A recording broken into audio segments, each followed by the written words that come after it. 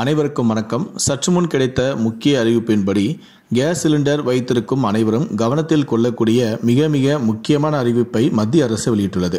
இதை பற்றி விரிவாக தெரிஞ்சுக்கணும்னா இந்த வீடியோவை கடைசி வரைக்கும் ஸ்கிப் பண்ணாமல் முழுமையாக பாருங்கள். இந்த வீடியோக்குள்ளே போகிறதுக்கு முன்னாடி இந்த வீடியோக்கு ஒரு லைக் பட்டனை ப்ரெஸ் பண்ணிடுங்க. நீங்கள் இது வரைக்கும் என்னோட சேனலை சப்ஸ்கிரைப் பண்ணாமல் இருந்தீங்கன்னா மறக்காமல் சப்ஸ்கிரைப் பண்ணிக்கோங்க. கூடவே அந்த பெல் சிம்பிளையும் மறக்காமல் கிளிக் பண்ணிக்கோங்க. சரி, வாங்க இப்போ நம்ம வீடியோக்குள்ளே போகலாம்.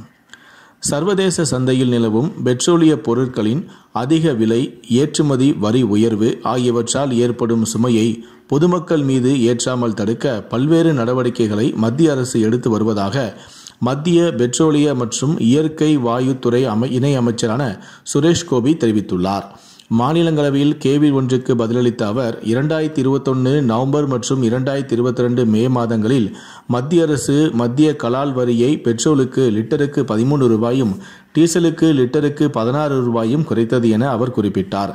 இதன் மூலம் நுகர்வோருக்கு பெட்ரோலிய பொருட்களின் விலையில் நிவாரணம் கிடைத்தது எனவும் சில மாநில அரசுகள் வாட் வரியை குறைத்தன எனவும் 2024ஆம் ஆண்டு மார்ச் மாதம் எண்ணெய் நிறுவனங்கள் பெட்ரோல் மற்றும் டீசல் ஆகியவற்றின் விலையை லிட்டருக்கு 2 ரூபாய் குறைத்தது எனவும் இதன் காரணமாக டெல்லியில் பெட்ரோலியின் விலையானது லிட்டருக்கு 94 ரூபாயாகும், டீசல் விலையானது 87 ரூபாயாகவும் விற்பனையாகிறது எனவும் அவர் கூறினார்.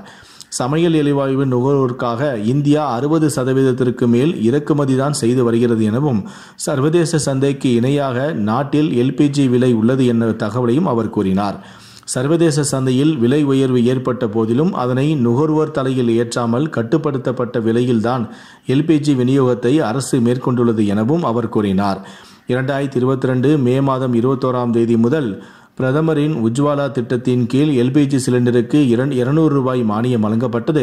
அதன் பிறகு 2022ஆம் ஆண்டு மார்ச் 9ஆம் தேதிக்கு பிறகு மேலும் 100 ரூபாய் மானியத்தை உயர்த்தி மத்திய அரசு அறிவித்தது.